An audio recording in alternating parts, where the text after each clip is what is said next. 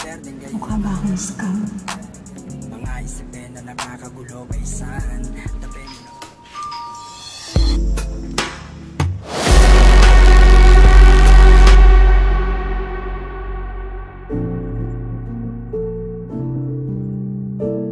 Film dibuka dengan memperlihatkan seorang pemuda bernama Sixto.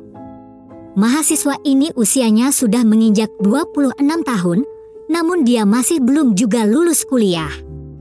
Teman-temannya sudah bekerja dan terima gaji bulanan, Sixto masih berkutat dengan tesis yang tak kunjung diisi dosennya.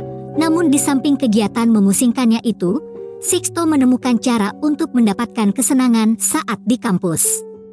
Seorang wanita cantik bernama Winona selalu berhasil membuat hatinya berdegup kencang. Winona adalah kembang kampus, bodinya yang aduhai membuat semua pemuda ingin mencoba mendekatinya. Namun karena Sixto ini pemuda cupu yang selalu rendah diri, dia tak pernah mampu untuk berkenalan atau menyapa Winona. Meski begitu, si cantik Winona selalu datang di mimpi Sixto dan membuatnya basah tiap bangun tidur. Sixto ini datang dari kampung, dia tinggal di kota bersama pamannya untuk menjalankan bisnis perbaikan elektronik. Sebenarnya tahun lalu Sixto diberikan kesempatan mengerjakan tesis atau skripsi oleh dosennya, namun sayang sekali dosennya tidak mendapatkan hal menarik dari tesis yang dikerjakan Sixto. Kali ini Sixto akan membuat tesis dengan tema videografi, namun dosennya yang ribet ini malah meminta Sixto untuk upgrade kamera. Tak lama setelah itu seorang pria dengan rambut nyentrik muncul di hadapan Sixto. Pria itu ternyata merupakan temannya yang sudah lulus dari tahun lalu, namanya Lepot. Kini dia sudah bekerja dan memiliki penghasilan lebih dari cukup. Dia terus mengejek Sixto yang tak pernah lulus, padahal sebenarnya Sixto bisa dibilang lebih pintar dari Lepot. Untuk merayakan keberhasilan Lepot sekaligus ajang flexing, maka dia mengajak Sixto untuk makan besar di restoran mewah. Lepot tahu kalau Sixto kesulitan membuat tesis karena tidak punya kamera bagus untuk memotret. Ternyata si Lepot sangat baik hati dan mau meminjamkan kamera mahalnya untuk Sixto. Namun tak lama setelah Sixto pergi, Lepot didatangi oleh tim leader dan para preman.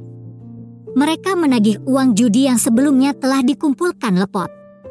Namun Lepot tak bisa memberikan itu, karena uangnya sudah dia gunakan untuk membeli obat haram. Alhasil Lepot dibawa ke kediaman bos besar dan dihajar habis-habisan. Meski begitu, Lepot masih diberi waktu selama 2 minggu untuk mengembalikan uang itu, jika tidak maka nyawanya yang jadi taruhan. Sesampainya di rumah, Sixto penasaran dengan judi online yang dijalankan oleh Lepot dan teman-temannya. Baru juga buka situs, dia langsung terkejut karena melihat foto Winona di sana. Menurut keterangan situs, jika Sixto memenangkan taruhan maka dia bisa menghabiskan 1 malam bersama Winona.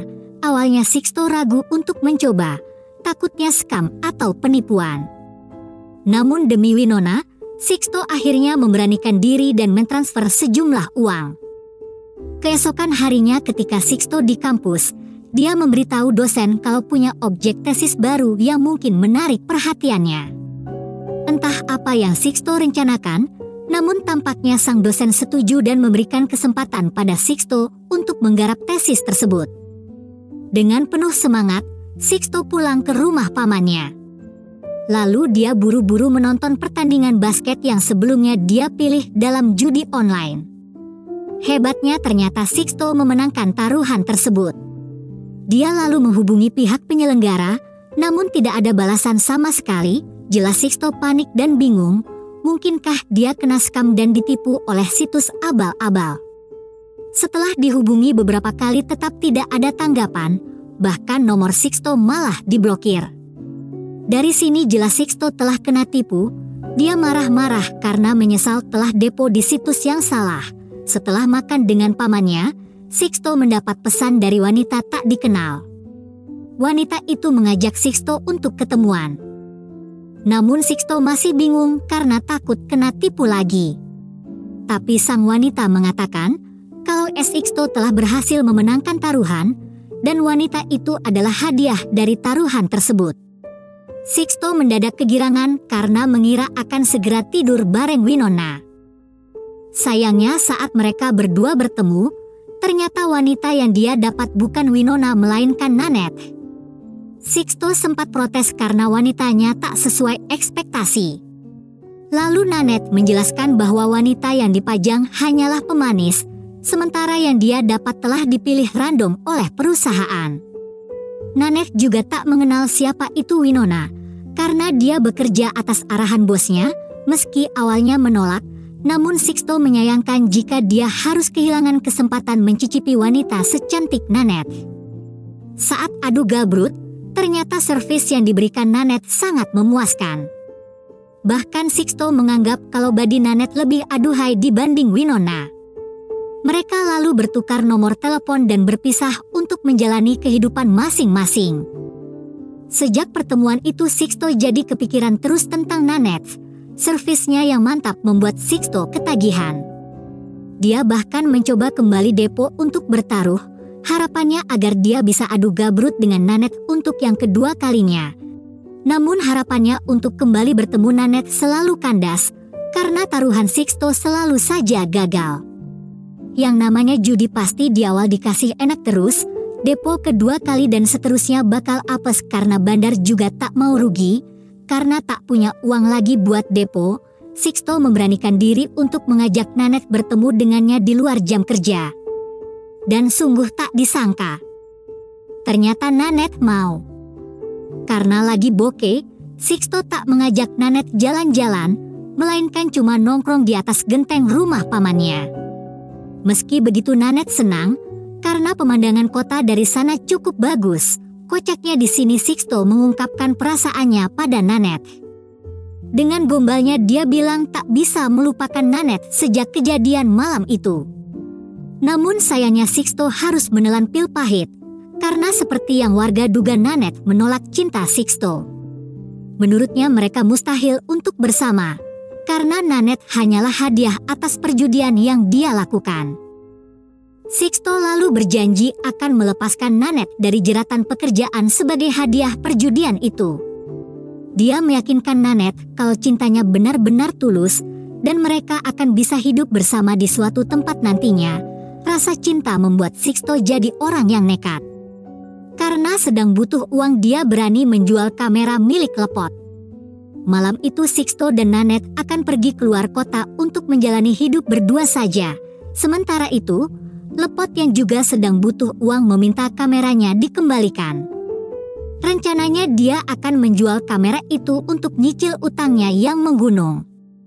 Namun saat ditelepon, Sixto justru tak menjawab panggilan itu. Alhasil Lepot bergegas mendatangi Sixto dan memergokinya sedang bersiap kabur. Kejar-kejaran antara Lepot dan Sixto pun terjadi. Sixto terpaksa pergi ke arah berlawanan padahal Ninette sudah menunggunya di terminal.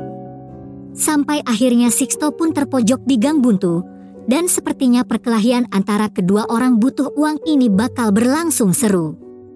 Namun tiba-tiba tim leader datang dan menembakkan peluru panas pada Lepot hingga harus meregang nyawa. Sementara itu Sixto berhasil kabur dan menuju terminal.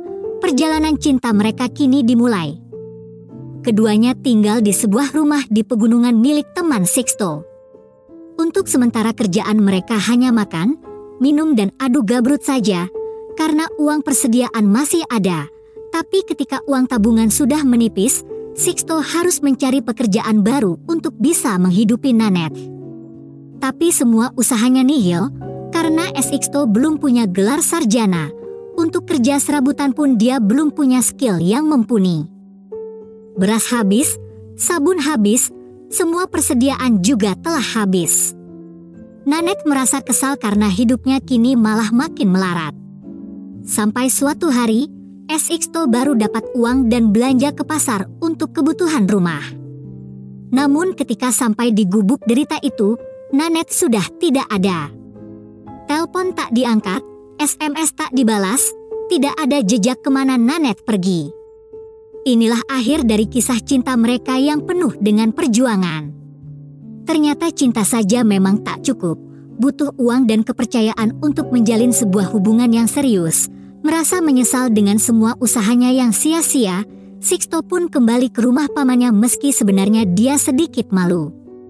Beruntungnya Sixto sempat merekam banyak video tentang Nanette. Dan dia menggunakan semua dokumentasi itu untuk melanjutkan tesisnya, yang ternyata adalah tentang skandal di balik judi online yang lebih gelap dari apa yang diketahui orang. Awalnya sang dosen tidak menerima tesis tersebut, karena jelas melenceng jauh dari ekspektasinya. Namun Sixto terus memohon agar sang dosen setidaknya mau melihat dan membaca tulisannya, dan benar saja, setelah dilihat dan dibaca, sang dosen yang ribet ini akhirnya menerima tesis yang dibuat oleh Sixto.